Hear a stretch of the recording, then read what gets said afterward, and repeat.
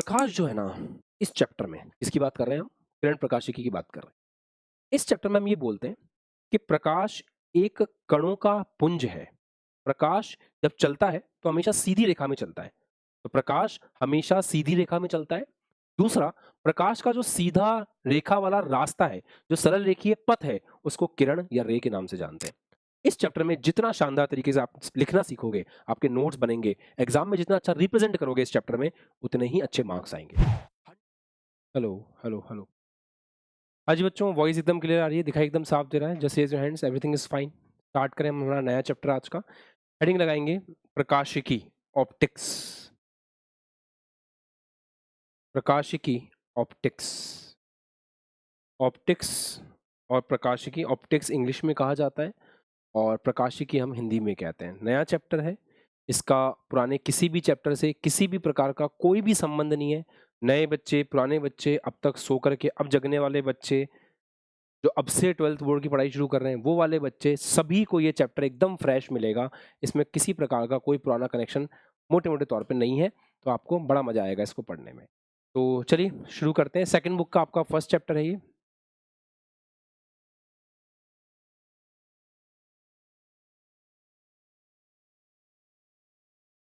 तो second book का first chapter है, हेडिंग लगाएंगे प्रकाशिकी।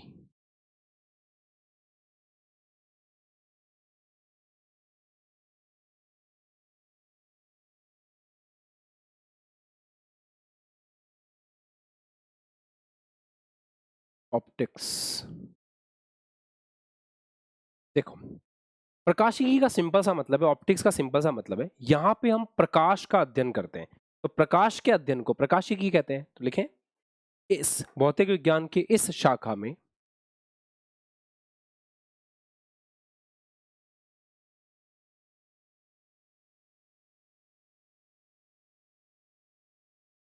भौतिक विज्ञान की इस शाखा में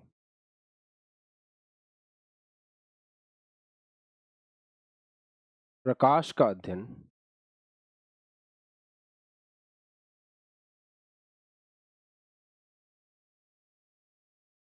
किया जाता है।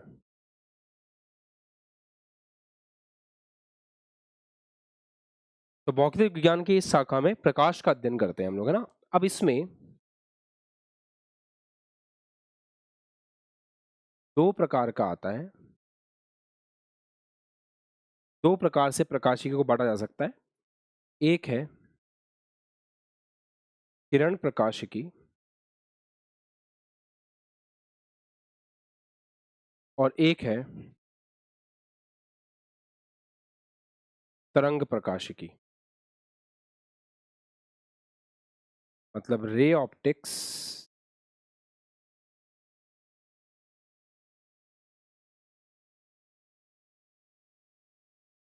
And wave optics.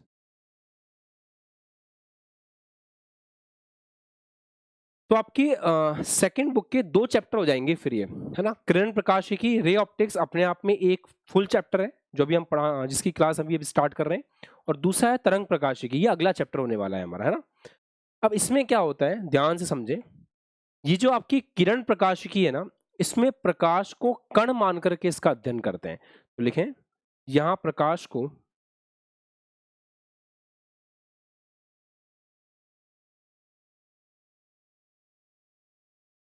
यहां प्रकाश को कण मान करके,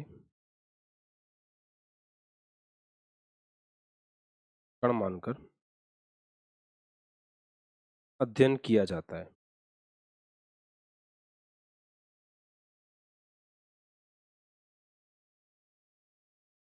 तो यहां पर हम प्रकाश को कण मान करके अध्ययन करते हैं ना, मतलब पार्टिकल मान के अध्ययन करते हैं।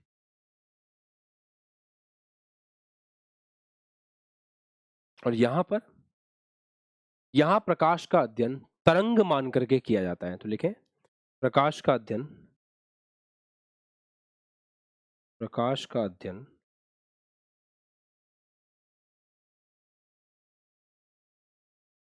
तरंग मानकर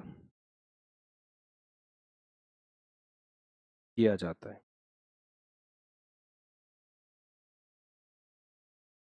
इसलिए इसको वेव ऑप्टिक्स कहते हैं। अभी आपको वेव के बारे में ज़्यादा नहीं सोचना है, अभी आपको वेव के बारे में ज़्यादा दिमाग नहीं लगाना है, वो उस चैप्टर में लगाएँगे। अभी इस चैप्टर में जो मोटी-मोटी बातें पढ़ाई जाएँगी, वो किरण के बारे में पढ़ाई जाएगी। अभी हम स्टार्ट कर रहे हैं। देखो, इस चैप्टर में आपको क्या पढ़ना होगा? मतलब ये जो फर्स्ट चैप्टर है, इसमें आपको प्रकाश का परावर्तन पढ़ना है। इंग्लिश में बोलते हैं रिफ्लेक्शन। सेकंड, आपको प्रकाश का अपवर्तन पढ़ना है बहुत अच्छे से। इसको बोलते हैं रिफ्रैक्शन। ये जो नेक्स्ट चैप्टर आएगा ना आपका, ये फर्स्ट चैप्टर ये मान लो इस पूरी इकाई का, ये सेकंड चैप्टर है। जैसे अपन ने स्थिर वैद्युतिकी को दो पार्ट्स में डिवाइड किया था ना, एक तो हमारा विद्युत आवेश तथा विद्युत क्षेत्र, दूसरा विभव तथा विभवांतर संधारित्र, ऐसे वो दो पार्ट थे। ऐसे यहाँ पे भी दो पार्ट्स होंगे। और इसके अंदर आप क्या क्या पढ़ोगे? इसमें डेफिनेटली आप पढ़ोगे विवर्तन के बारे में, व्यतिकरण के बारे में। तो इसमें आप विवर्तन पढ़ोगे, डिफ्रैक्शन, और आप व्यतिकरण पढ़ोगे, इंटरफेरेंस। ऐसा है।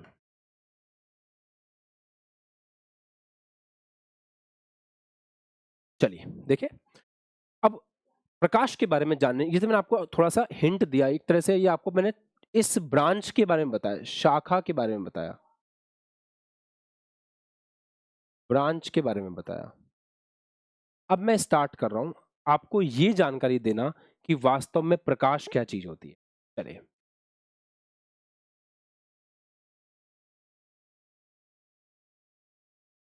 लाइट। एक तरह से हम यहां से हमारा चैप्टर धीरे धीरे शुरू कर रहे हैं। कुछ पॉइंट्स बताऊंगा, सारे पॉइंट्स को ध्यान से सुन के समझ के रखना है।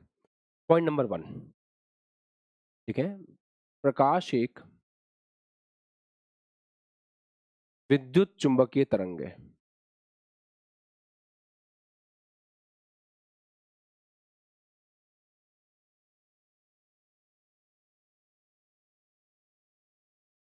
मतलब प्रकाश एक इलेक्ट्रो मैग्नेटिक वेव है। आपको थोड़ा थोड़ा 11th क्लास की केमिस्ट्री याद है क्या? हल्की हल्की, ज़्यादा बहुत नहीं, थोड़ा बहुत याद है क्या? 11th क्लास की केमिस्ट्री को थोड़ा सा चैप्टर नंबर 2 में याद करो। आपको विद्युत चुंबकीय तरंग के बारे में पढ़ाया गया था। क्या पढ़ाया गया था? अलग अलग प्रकार की विद्युत चुंबकीय तरंगें होती हैं, जैसे कि गामा किरणें, सुना है नाम? एक्स किरणें, पराबैंगनी किरणें, रेडियो किरणें, कुछ कुछ याद आ रहा है? अवरक्त किरणें। उसमें से ही एक था दृश्य किरणें। 10th क्लास में भी पढ़ाते हैं, विब ग्योर।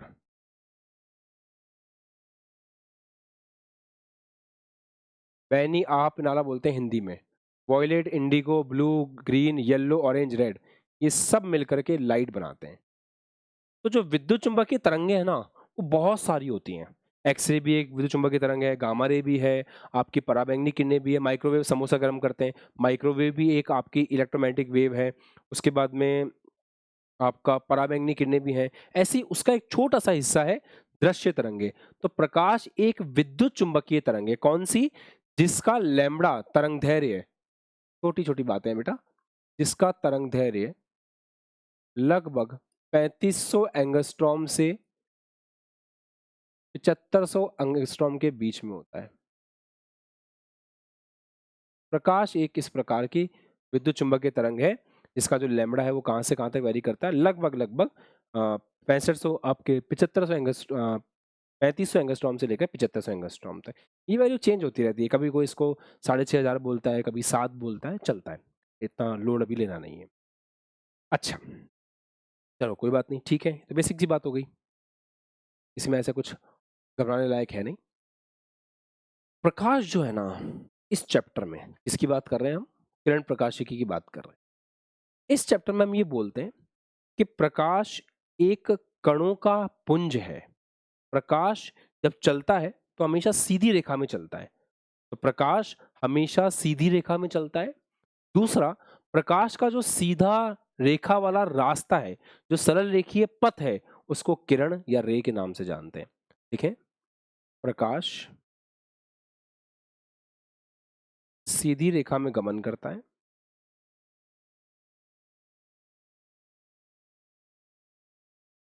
प्रकाश सीधी रेखा में गमन करता है।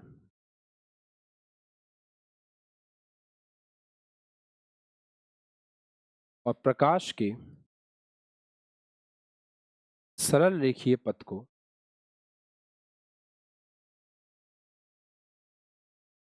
प्रकाश के सरल रेखीय पथ को किरण रे कहते हैं।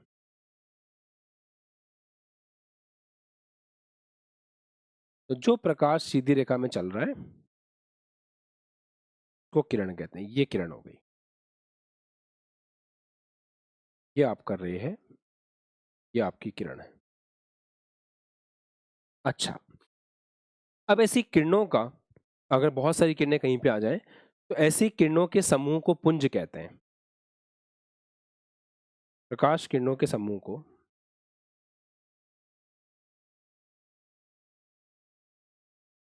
प्रकाश किरणों के समूह को किरण पुंज कहते हैं।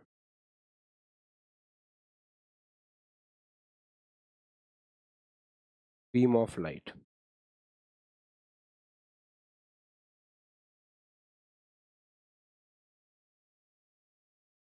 किरण पुंज कहते हैं।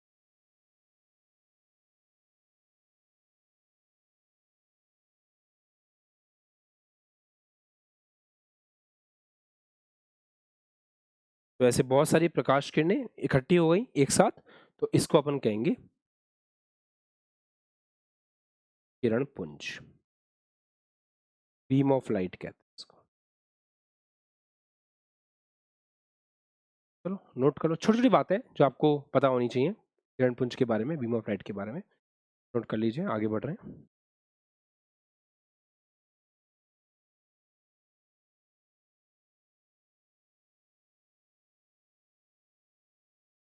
पॉइंट नंबर 4,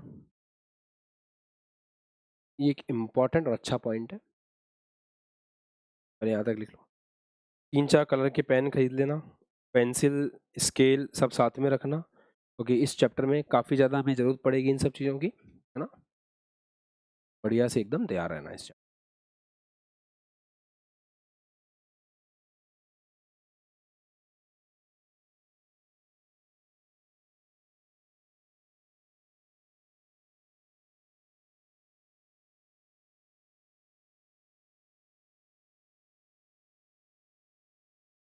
ओके, अब एक पॉइंट लिखो। प्रकाश संचरण के लिए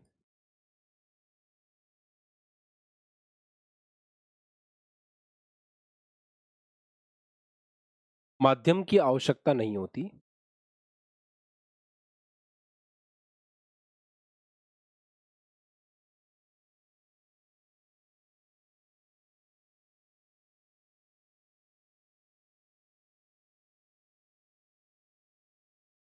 प्रकाश संचरण के लिए माध्यम की आवश्यकता नहीं होती है, परंतु प्रकाश का वेग माध्यम पर निर्भर करता है। अभी समझेंगे, लिखो पहले। परंतु प्रकाश का वेग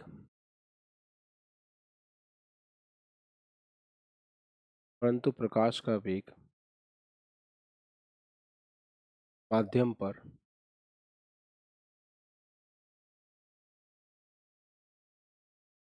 निर्भर करता है।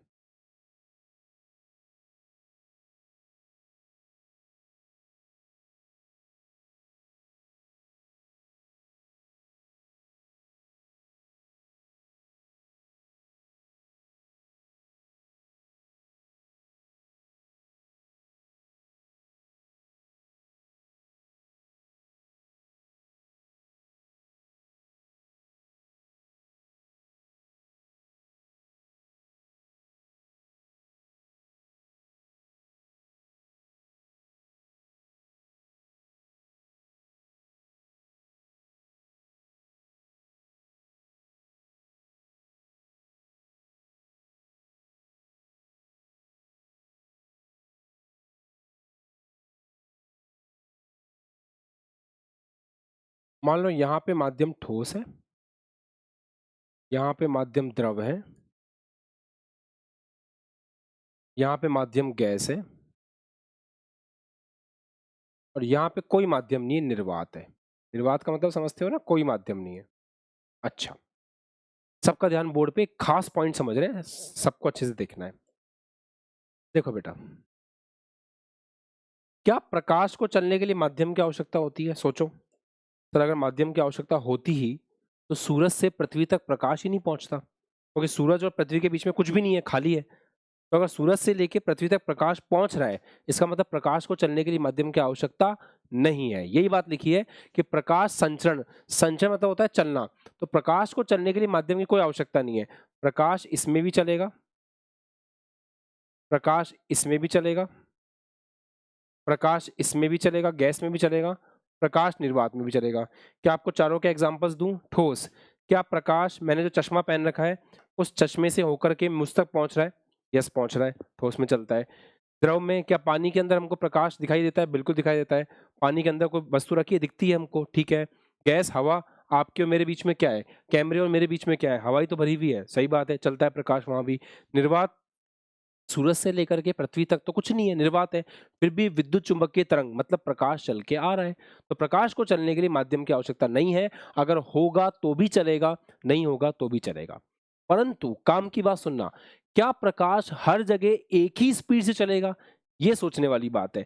क्या यहां पर प्रकाश की स्पीड अगर v1 है, क्या यहां पर v2 है, यहां पर v3 है और यहां पे v4 है, तो क्या v1 v2 v3 आपस में बराबर होंगे? नहीं। प्रकाश को चलने के लिए माध्यम की आवश्यकता नहीं है, परंतु आगे की लाइन पढ़ो, प्रकाश का वेग माध्यम पर निर्भर करता है। हर एक माध्यम में प्रकाश का वेग अलग अलग होगा। हवा में प्रकाश का वेग अलग होगा, पानी में अलग होगा, कांच के अंदर अलग होगा, निर्वात में अधिक अलग होगा। ये हम कह सकते हैं। सही है बच्चों, समझ आ रहा है? ठीक। एक बात और, प्रकाश का वेग सबसे ज्यादा कहां पर होगा इन चारों में से? तो प्रकाश का वेग मैक्सिमम होता है निर्वात के अंदर, सबसे तेज प्रकाश चलता है निर्वात के अंदर, मतलब सूरज से पृथ्वी में आते वक्त। तो देखें, प्रकाश की चाल निर्वात में सर्वाधिक होती है, आप बना लें अपने हिसाब से। प्रकाश की चाल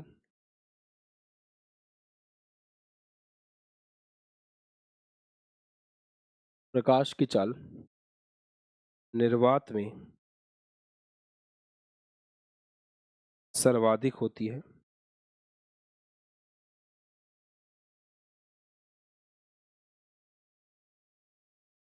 प्रकाश की चाल निर्वात में सर्वाधिक होती है, और कितनी होती है? इसे सी से प्रदर्शित करते हैं, मतलब प्रकाश की चाल निर्वात में सी से प्रदर्शित होती है, मतलब ये सी के बराबर होगा यहाँ पे। इसे सी से प्रदर्शित करते हैं,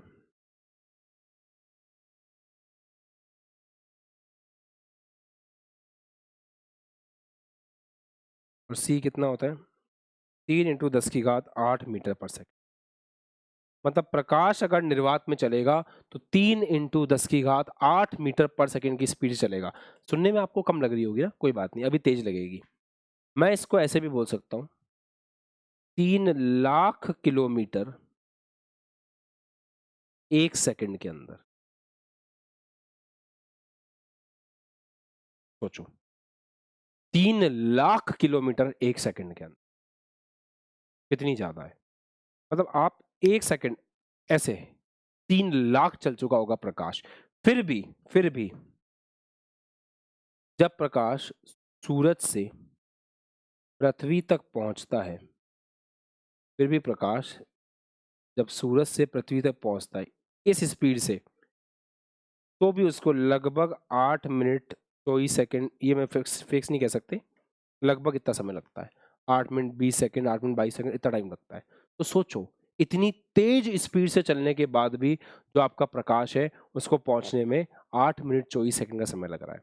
इतनी तेज स्पीड से प्रकाश चलता है, उसके बाद भी इतना टाइम लग रहा है, मतलब हम कितना दूर बैठे हुए हैं, हम सूरज से कितना दूर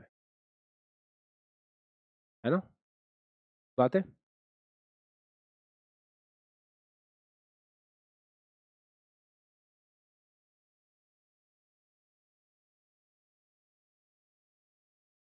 अच्छा हाँ, तो ठीक है, 3 लाख किलोमीटर पर सेकंड की स्पीड चलते हैं तो भी कितना टाइम लगता है, तो भी आपको 8 मिनट के आसपास लग जाते हैं। इसका मतलब ये प्रॉब्लम है कि प्रकाश बहुत ज्यादा तेज स्पीड से चलता है। सबसे तेज कहाँ चलता है? निर्वात में चलता है। आई होप यहाँ तक कॉपी कर लिया होगा। चलो आगे बढ़ रहे हैं, लिखिए। नोट करेंगे। सबसे इंपॉर्टेंट चीज क्या होता है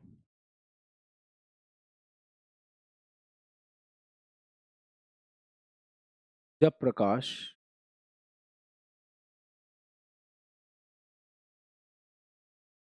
एक माध्यम से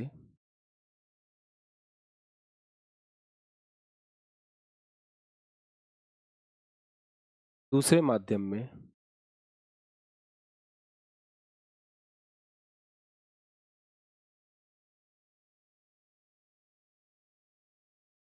प्रवेश करता है।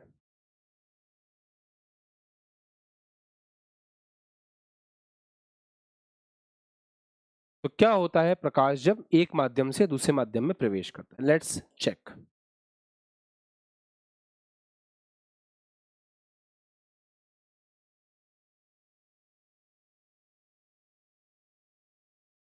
तो देख लेते हैं प्रकाश जब एक माध्यम से दूसरे माध्यम में प्रवेश करता है तो कैसे होता है। ठीक है, ध्यान से देखें।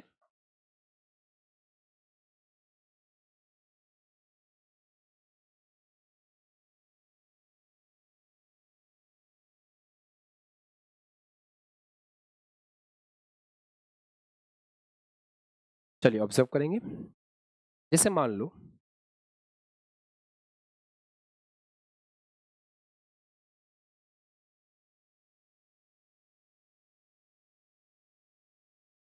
ये इस तरफ एक माध्यम है,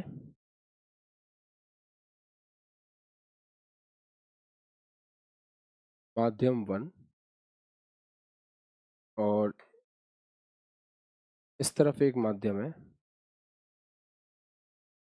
माध्यम 2।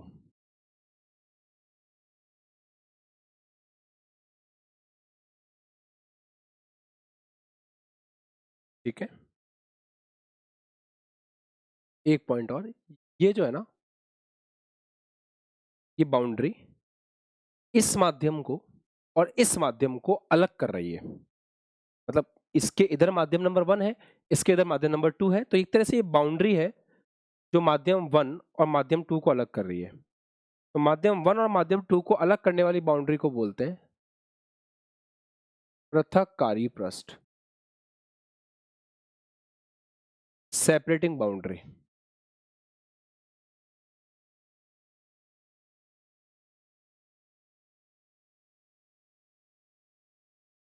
अब सोचो प्रकाश जब एक माध्यम से दूसरे माध्यम में आएगा तो क्या क्या हो सकता है। सबका ध्यान बोर्ड पे होना चाहिए। जैसे ये प्रकाश आया, अब दो चीजें संभव है, वैसे होती तीनों ही चीजें हैं, या दोनों तो होती है कम से कम। प्रकाश आया, प्रकाश टकरा करके वापस इसी माध्यम में लौट आएगा। ये होती है पहली घटना कि प्रकाश गया, टकरा करके वापस आ गया। ठीक है। दूसरी घटना ये होती है कि प्रकाश अंदर प्रवेश कर गया। ये बात याद रखें कि जब प्रकाश अंदर प्रवेश करेगा तो वह अपने रास्ते से मुड़ जाएगा। कई बच्चे सोचते हैं सर अपने रास्ते से क्यों मुड़ेगा? तो जब प्रकाश अंदर प्रवेश कर रहा है बेटा, तो वेग बदल गया ना। यहाँ प्रकाश का वेग मान लेते हैं v1 है, तो यहाँ प्रकाश का वेग v2 है। क्या आपने अभी भी नहीं पढ़ा कि प्रकाश जब एक माध्यम से दूसरे माध्यम में जाता है तो उसका वेग चेंज हो जाता है? तो अगर वेग चेंज हो जाएगा तो उसका जिस डायरेक्शन में जा रहा था वो भी डायरेक्शन चेंज हो जाएगी, वो भी दिशा चेंज हो जाएगी। तो दूसरी चीज होती है विचलन, कि वो जिस रास्ते पे जा रहा था उससे विचलित हो गया। तीसरा क्या होता है? तीसरी चीज ये हो सकती है, थर्ड, कि यहां पर पृथक्कारी पृष्ठ पर पृथक पृथक्कारी पृष्ठ पर प्रकाश का अवशोषण हो जाए। तीसरी चीज ये हो सकती है कि पृथक्कारी पृष्ठ पर प्रकाश का अवशोषण हो जाए, प्रकाश वहां पे रुक जाए। इसको बोलते हैं अवशोषण, एब्जॉर्प्शन। अब ये तीनों घटनाएं मैं आपको एक्सप्लेन करता हूं एक ही एग्जांपल से, ताकि बढ़िया समझ पाओगे। आपने कभी रुके हुए जल में अपनी शक्ल देखने की कोशिश की है, अपना फेस देखने की कोशिश की है, तालाब नदी के आसपास?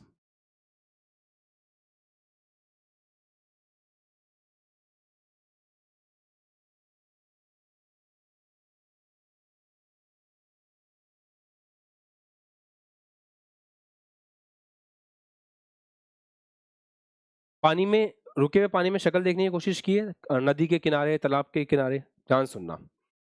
सबसे पहली बात, हम जब उस पानी में अपनी शक्ल देखते हैं तो हमें धुंधली धुंधली शक्ल, अपनी शक्ल दिखती है। शेर भी देखता है, कोई भी देखता है, उसकी शक्ल दिखती है। हम इंसान डरते नहीं है, कभी कभी शेर डर जाता है अपनी शक्ल देख करके, ये क्या चीज है। फिर बाद में उसको समझ में आता है कि ये तो मैं ही हूँ, ऐसा। तो अगर आप पानी में शक्ल देख रहे हो, आपको अपनी शक्ल दिख रही है, मतलब प्रकाश गया, पानी से टकराया, टकरा के वापस आपकी आंखों तक पहुंचा, तभी आपको अपनी शक्ल पानी में दिख रही है। ठीक है सर। क्या आप पानी, जैसे यहाँ पर है, पत्थर नीचे रखा हुआ है, किनारे पे हो ना, पत्थर पास में ही है, तो पानी यहाँ पे, पत्थर यहाँ पे, क्या आपको पत्थर दिखाई देता है पानी के अंदर? तो पानी के अंदर अगर आपको पत्थर दिखाई दे रहा है, मतलब प्रकाश किरण गई, पत्थर तक पहुंची, पत्थर से पानी से होती हुई वापस आपकी आंखों तक आई। देखो, अगर प्रकाश किरणें आपकी आंखों तक नहीं पहुंच रही हैं तो आपको नहीं दिखेगा, सिंपल सी बात है। तो अगर हम पत्थर को देख पा रहे हैं जो पानी के अंदर है, मतलब प्रकाश किरण अंदर भी गई है। ठीक है। क्या आपको अपनी शक्ल बिल्कुल उतनी साफ दिखाई देती है क्या पानी के अंदर, जितनी दर्पण में दिखाई देती है? नहीं, थोड़ी धुंधली दिखाई देती है, मतलब प्रकाश का थोड़ा बहुत अवशोषण भी वहां पर हुआ है। तीनों चीजें हुई, प्रकाश गया है, टकरा के वापस आया है, पॉइंट नंबर वन। प्रकाश थोड़ा सा अंदर भी गया है, तभी हमको अंदर का सामान दिख रहा है, मछली दिख जाती है कभी कभी। तीसरा, प्रकाश का वहां पे अवशोषण भी हुआ है। अच्छा, अब मैं आपको एक्सप्लेन करता हूं। क्या ऐसी कोई डिवाइस है क्या हमारे पास जो ये पहला वाला काम शानदार तरीके से करे, कि प्रकाश का परावर्तन शानदार करे? बिल्कुल सर, उसको अपन दर्पण बोलते हैं।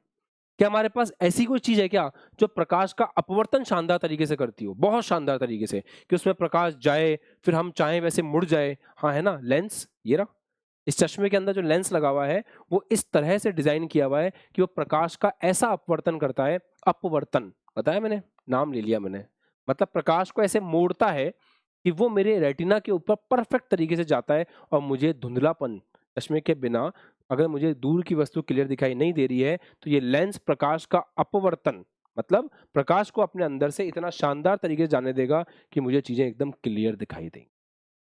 तो लेंस का काम होता है प्रकाश का अपवर्तन शानदार तरीके से। ठीक है। तो कौन सी तीन घटनाएं होती हैं बेटा? प्रकाश किरण पुनः उसी माध्यम में लौट आती है, इसको अपन लोग क्या बोलते हैं? प्रकाश का परावर्तन। प्रकाश किरण अंदर जाती है, अपने रास्ते से विचलित होती है, अपने वास्तविक पथ से विचलित होती है, विश्वजीत, इसको क्या बोलते हैं? इसको अपवर्तन बोलते हैं, रिफ्रैक्शन बोलते हैं। तीसरी चीज, परावर्तक पृष्ठ, सॉरी, पृथककारी पृष्ठ पर प्रकाश अवशोषित हो जाता है, इसको अवशोषण कहते हैं।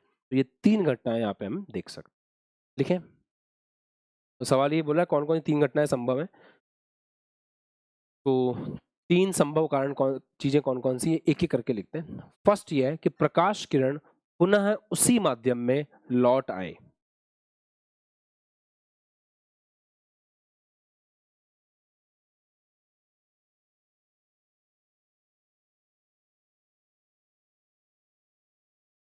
तीन संभावनाएं। फर्स्ट, प्रकाश किरण पुनः उसी माध्यम में लौट आए।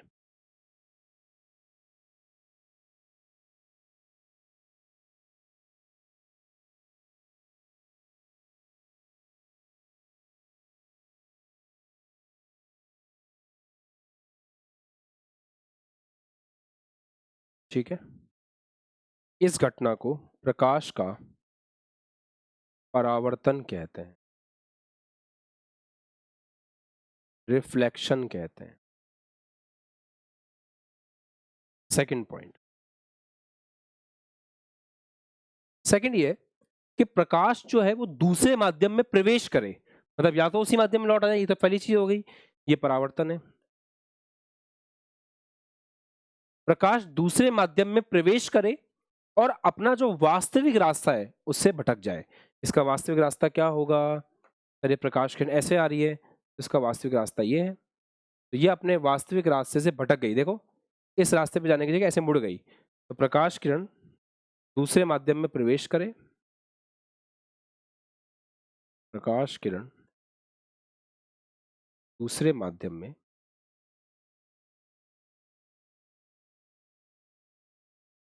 प्रवेश करे,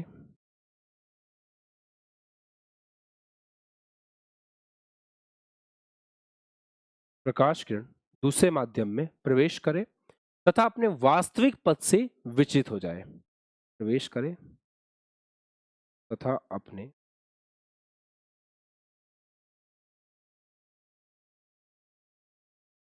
वास्तविक पथ से विचलित हो जाए।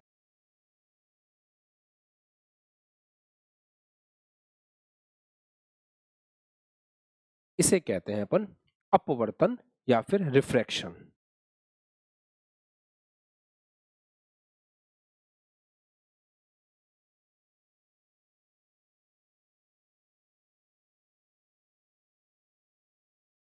अपवर्तन या फिर रिफ्रैक्शन। तीसरा क्या है? परावर्तक पृष्ठ पर प्रकाश का अवशोषण हो जाए। थर्ड चीज क्या है? बाबा परावर्तक पृष्ठ यूज कर रहा हूं, पृथककारी पृष्ठ पे है ना। पृथककारी पृष्ठ पर पृथककारी पृष्ठ पर प्रकाश का अवशोषण हो जाए।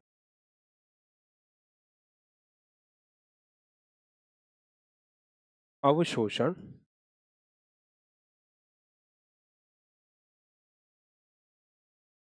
एब्जॉर्प्शन।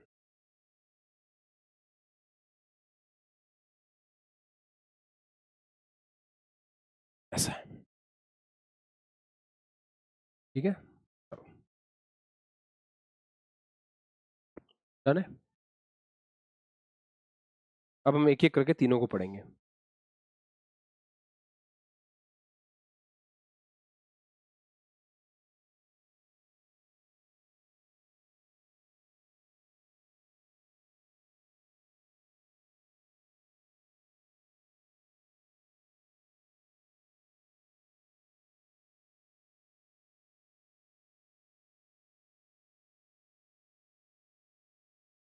मास एकदम मजा आ गया। तो तीन घटनाएं समझ में आ गई। अब अपन पहली घटना पढ़ने जा रहे हैं। हेडिंग लगाओ, प्रकाश का परावर्तन। अब हम पहली घटना का अध्ययन करने जा रहे हैं, तो पुट ऑन द हेडिंग प्रकाश का परावर्तन।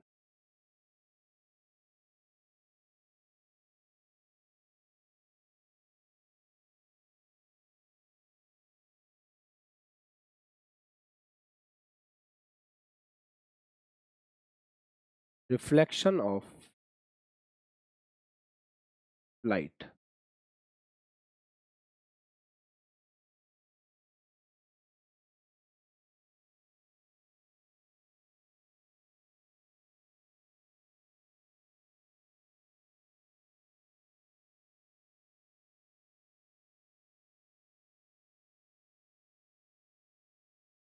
अच्छा, डेफिनेशन क्या है?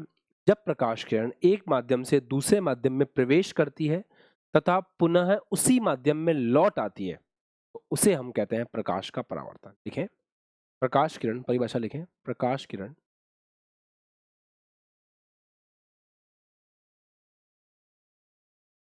प्रकाश किरण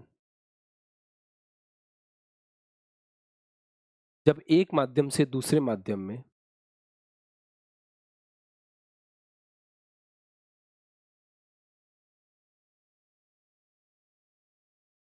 मतलब जो आपकी प्रकाश किरण है वो एक माध्यम से दूसरे माध्यम में प्रवेश करती है और तुरंत उसी माध्यम में लौट करके आ जाती है ना। जब प्रकाश किरण एक माध्यम से दूसरे माध्यम में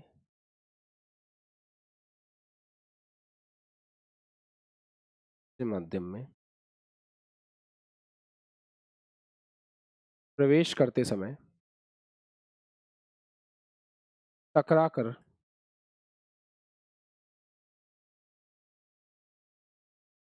पुनः उसी माध्यम में लौट आती है,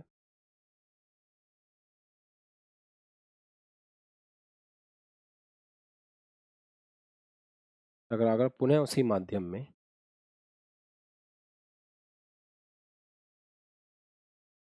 लौट आती है, तो इस परिघटना को तो इस परिघटना को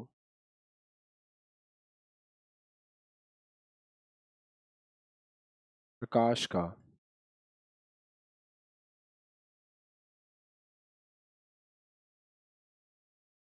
परावर्तन कहते हैं।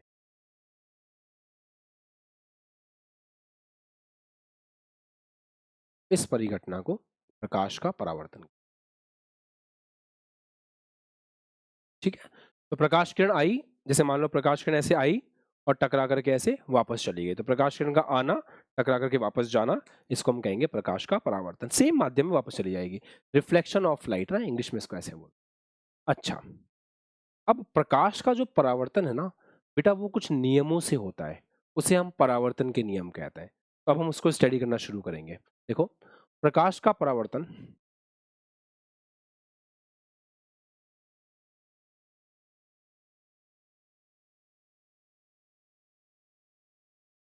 प्रकाश का परावर्तन कुछ नियमों से होता है। प्रकाश का परावर्तन कुछ नियमों से होता है।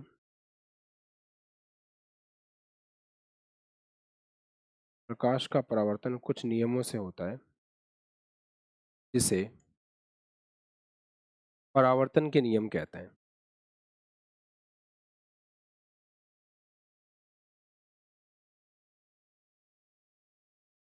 इसे परावर्तन के नियम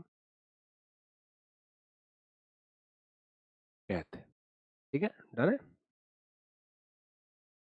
चलो देखते हैं।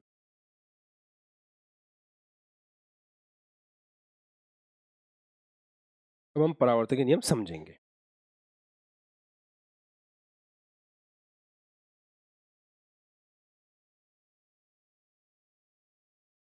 मान लो एक दर्पण है।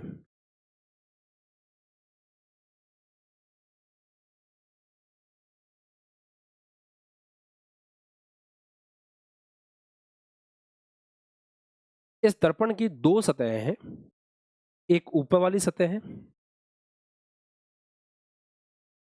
इसको बोलते हैं परावर्तक पृष्ठ।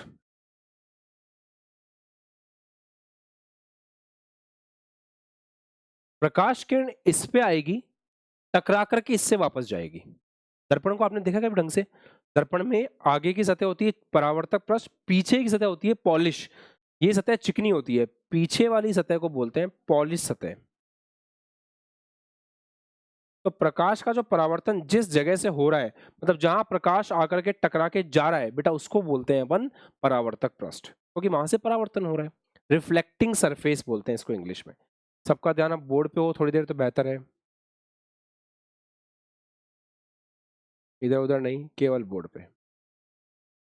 अच्छा, अब मान लो कोई प्रकाश किरण आती है, ये प्रकाश किरण आई, आने वाली प्रकाश किरण का नाम क्या रखोगे? जो प्रकाश किरण आ रही है डेफिनेटली उसका नाम होगा आपतित किरण। ये प्रकाश किरण आ रही है इसलिए इसको आपतित किरण कहते हैं। मान लेते हैं पी क्यू हमारी आपतित किरण है। अच्छा, किस पॉइंट पे आई है? सर ये इस पॉइंट पर आई है। तो ये जिस पॉइंट पर आई है इसको कहते हैं आपतन बिंदु, पॉइंट ऑफ इंसिडेंस। ठीक है, अब इस पॉइंट पर ये जो परावर्तक पृष्ठ है, इस परावर्तक पृष्ठ पर इस पॉइंट पर अपन एक 90 डिग्री की ऐसे एक लाइन बनाते हैं, तो इसको क्या बोलेंगे? ये होगा आपतन बिंदु पर, ये आपतन बिंदु है, ये होगा आपतन बिंदु पर अभिलंब, ये होगा normal at a point of incidence. एक बात और, ये हो जाएगा इंसिडेंट रे, ये है इंसिडेंट रे, है ना? ठीक है। अब ऑब्वियस सी बात है, ये प्रकाश किरण आपके ऐसे आई है तो टकरा के वापस जाएगी। ये प्रकाश किरण आई, टकराई, अंदर जाएगी नहीं, परावर्तन पड़ रहा है, टकरा के वापस चली गई, ये ऐसे वापस चलेगी। बेटा जो प्रकाश किरण टकरा के वापस गई है ना, क्यू आर नाम दे दो इसको, इसे अपन परावर्तित किरण कहते हैं। नामकरण संस्कार ठीक समझ लेना, तो अपन परावर्तित किरण कहते हैं, मतलब इसको अपन रिफ्लेक्टेड रे कहते हैं, ऐसे। तो आपको आपतित किरण समझ में आ गया, जो किरण आ रही है वो आपतित किरण है, जिस पॉइंट पे आ रही है वो आपतन बिंदु है, उस पॉइंट पे परावर्तक पृष्ठ के लंबवत जो है वो आपतन बिंदु पर अभिलंब है, जो किरण वापस जा रही है वो परावर्तित किरण है। सारे नाम क्लियर है सबको? Everyone comfortable? बढ़िया। बेटा आपतित किरण और अभिलंब के बीच में यहां पे कोई एंगल दिखाई दे रहा है आपको ऐसे, इसको एंगल आई कहते हैं। तो एंगल आई क्या होता है? आपतित किरण तथा अभिलंब के मध्य कोण।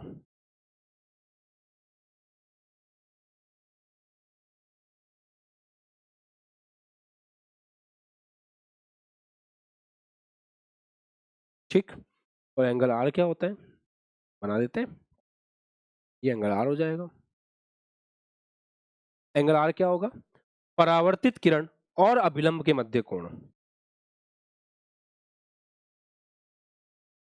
परावर्तित किरण तथा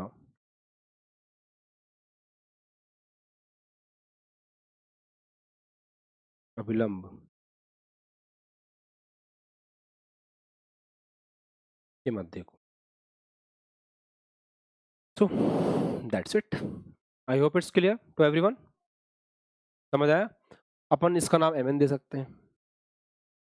चलो भाई साहब, तो ये अपन ने क्या किया, अपन ने नामकरण संस्कार पूरा किया।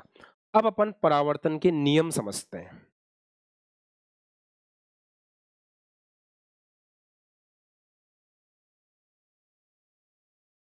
देखो, परावर्तन का पहला नियम बहुत सिंपल है, और इनके नाम भी हैं, नाम बता दूं। एंगल आई को लिख लो आपतन कोण कहते हैं, और एंगल आर को परावर्तन कोण कहते हैं। तो कहानी ये है, फर्स्ट पॉइंट, कि आपतन कोण आई परावर्तन कोण आर के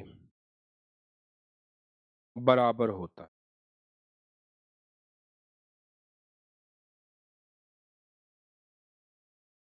मतलब angle I is equals to angle R, ऐसा है। सेकंड पॉइंट, तो angle I is equals to angle R, this is the first point.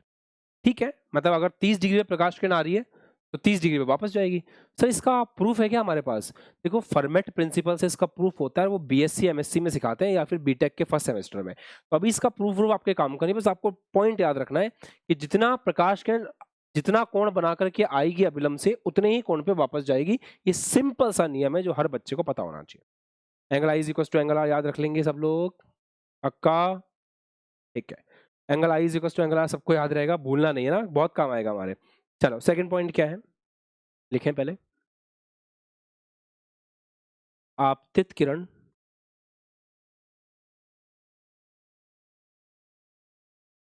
P Q, comma, परावर्तित किरण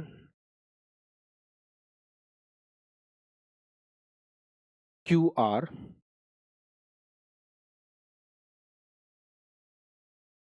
तथा आपतन बिंदु पर अभिलंब,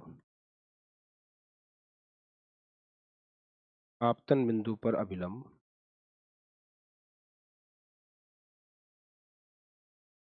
Mn तीनों एक ही तल में होते हैं, तीनों एक ही तल में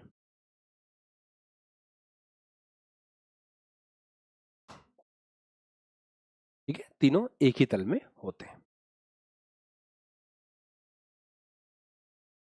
तो आपतित किरण, परावर्तित किरण तथा आपतन बिंदु पर अभिलंब Mn तीनों एक ही तल में होते हैं। अब इस बात का मतलब समझेंगे अपन, सब लोग गौर से सीखेंगे। सबका ध्यान बोर्ड पे। अगर मैं कह रहा हूं सबका ध्यान बोर्ड पे, मतलब सबका ध्यान बोर्ड पे, लिखना बिल्कुल बंद कर दो। सबका ध्यान बोर्ड पे होना चाहिए। Nobody will write anything.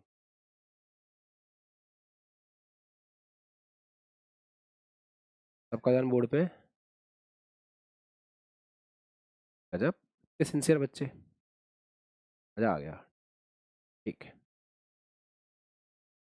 बहुत खुशी की बात। चलो बालक बालिकाओं सुनो, जैसे ये प्रकाश किरण है, तो ये प्रकाश किरण ऐसे आ रही है। अगर कोई आपको बोले कि इस प्रकाश किरण का तल क्या है, तो ये इस प्रकाश किरण का तल है। ऐसा एक्स वाई जिसके अंदर हम इसको रख सकते हैं, ऐसा दो एक्सिस से मिलके बना हुआ, दो एक्सिस से मिलके एक तल बनता है जिसमें हम प्रकाश किरण को रख सकते हैं। ये प्रकाश किरण का तल है ऐसे। अगर कोई प्रकाश किरण ऐसे जा रही हो तो उसका तल क्या होगा? ये प्रकाश किरण का तल होगा। अगर कोई प्रकाश किरण ऐसे जा रही है तो उसका तल क्या है? उस प्रकाश किरण का तल ऐसे है, ये तल हो जाएगा। तो तल का मतलब समझ में आया? जिसमें आप प्रकाश किरण को रख सको उसको प्रकाश किरण का तल बोलते हैं। आई होप आपको तल का मतलब समझ में आता है। ठीक है, अब ये देखो कि यहां पर ये जो आपतित किरण है, इस आपतित किरण का तल क्या है? ये ऐसे आ रही है, इसका तल क्या है? सर इसका तल ये स्मार्ट बोर्ड है। Very good. ये जो आपने अभिलंब बनाया Mn, इस अभिलंब का तल कौन सा है? सर इसका तल भी ये स्मार्ट बोर्ड ही है। ठीक है, ये जो आपने किरण बनाई है परावर्तित किरण, इस परावर्तित किरण का तल कौन सा है? सर वो भी स्मार्ट बोर्ड ही है। तो ये तो लिखा है कि आपतित किरण, परावर्तित किरण तथा आपतन बिंदु पर अभिलंब तीनों एक ही तल में होते हैं। All are in the same plane. तो क्या हमें मोटे मोटे तौर पे समझ में आ गया है कि तल का मतलब क्या है और ये कहना क्या चाहता है? Raise your hands. क्लियर है? अब थोड़ा और फील कराते हैं। तल में नहीं होगा तो कैसे दिखेगा, है ना? वैसे माना कि तल में नहीं हो सकता, मतलब ऐसा हो नहीं सकता कि तीनों अलग अलग तल में हो, पर अगर हो गया तो दिखेगा कैसे, समझते हैं। जैसे मान लो बेटा प्रकाश किरण ऐसे आई, तो इसका तल हो गया ये स्मार्ट बोर्ड। अब मान लो यहां से टकरा करके प्रकाश किरण ऐसे चली जाए यूं, तो फिर आई तो स्मार्ट बोर्ड के तल में थी और यूं चली गई, तो अब इसका तल ये कुछ और हो गया। तो आई थी स्मार्ट बोर्ड के तल में, चली गई ऐसे किसी तल में, ये संभव नहीं है। अगर स्मार्ट बोर्ड के तल में आई है तो अभिलंब भी उसी तल में बनेगा, परावर्तित किरण भी उसी तल में वापस जाएगी। तल परिवर्तित नहीं कर सकती अपना अपना तल परिवर्तित नहीं, ये कहने का, अपना प्लेन चेंज नहीं कर सकती। I hope it's clear to everyone. पक्का मजा आ गया? ये तीनों बातें, ये दोनों बातें खासकर, ये सबको अच्छे से याद रखनी है, कल की क्लास के अंदर रिवाइज करके आना है। अभी हमने बहुत छोटे छोटे पॉइंट सीखे हैं, बट हाँ हमारी ड्राइंग अच्छी होनी चाहिए, नहीं होगी तो हो जाएगी। हमारे पास पेन, पेंसिल, स्केल, प्रकार, दो तीन चार तरह के कलर के पेन, ये सब कुछ रेडी होकर के हमें इस चैप्टर में बैठना है, सो दैट बेस्ट से बेस्ट हम नोट्स बनाएं। इस चैप्टर में जितना शानदार तरीके से आप लिखना सीखोगे, आपके नोट्स बनेंगे, एग्जाम में जितना अच्छा रिप्रेजेंट करोगे इस चैप्टर में, उतने ही अच्छे मार्क्स आएंगे। 100% आपके 4 मार्क 5 मार्क का, जितने भी आपके बोर्ड के अंदर मैक्सिमम मार्क का पेपर होता है, पेपर में मैक्सिमम मार्क का क्वेश्चन होता है, वो पक्का इस चैप्टर से मिलेगा आपको। लेंस मेकर सूत्र आ सकता है, तो इस तरह के टॉपिक आएंगे 100% लिख के ले लो। इसलिए इस चैप्टर को बहुत ईमानदारी के साथ में अच्छे से पढ़ना है और सीखना। ठीक है, तो आज की क्लास में हम सब बढ़िया क्लियर है? आज की क्लास 100% मजा आया? चलो ठीक है, बाय बाय, मिलते हैं फिर नेक्स्ट क्लास।